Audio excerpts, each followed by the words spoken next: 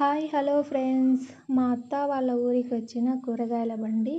మా అత్తగారి ఊరు చాలా పల్లెటూరు, సిల్లేకంపల్లె. ఈ పల్లెకి కనీసం కూరగాయలైనా వస్తాయా అని అనుకునేదాన్ని, కానీ ఒక బండి వచ్చింది.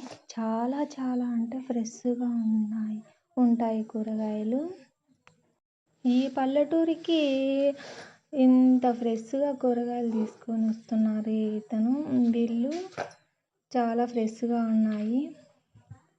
టమోటా, చిక్కుడుకాయలు చాలా ఫ్రెష్గా ఉన్నాయి ఫ్రెండ్స్,